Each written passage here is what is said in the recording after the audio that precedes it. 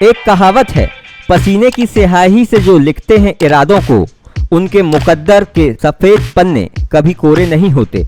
UPSC यानी civil सेवा परीक्षा को देश की सबसे कठिन परीक्षाओं में से एक माना जाता है। इस परीक्षा में सफलता का प्रतिशत बहुत कम होता है। इस परीक्षा का सिलेबस बहुत ज्यादा होता है और इसकी तैयारी में बहुत ज्यादा समय लगता है। ज्यादातर उम्मीदवारों का धैर्य इस परीक्षा की तैयारी के दौरान जवाब दे देता है। कुछ जीवन में विपरीत परिस्थितियों के कारण इस परीक्षा की तैयारी छोड़ देते हैं। अगर आप भी किसी परीक्षा की तैयारी कर रहे हैं और जीवन में कठिन परिस्थितियों का सामना कर रहे हैं, तो आपको ये 3 कहानी जरूर सुननी चाहिए, जो आपको एक बार फिर ये एहसास करा देगी कि कठिन परिश्रम और पक्के इरादे से कुछ भी मुमकिन।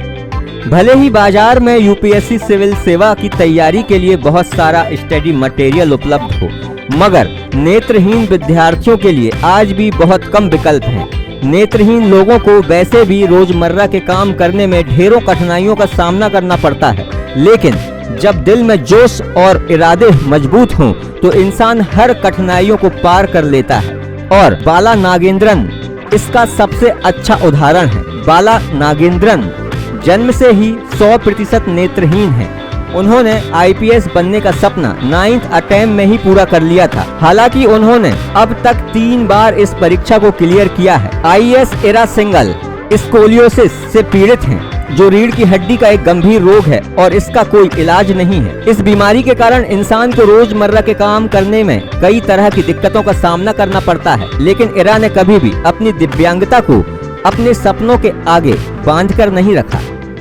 एरा ने 2014 में यूपीएससी सिविल सेवा परीक्षा की सामान्य श्रेणी में टॉप किया था।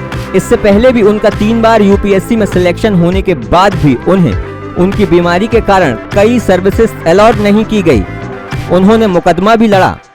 5 साल की उम्र में पूर्णा की आंखों की रोशनी कम होने लगी। उनके माता पिता ने उनका इलाज कराया, लेकिन डॉक्टरों ने कहा कि पूर्णा को एक दुर्लभ बीमारी है। कुछ समय बाद उनकी दाहिनी आंख पूरी तरह से खराब हो गई और उनकी बाईं आंख को बचाने की कोशिश के लिए सर्जरी की गई, लेकिन ये सर्जरी असफल रही और पूर्णा धीरे धीरे अपनी दोनों आंखों से रोशनी खोती गई।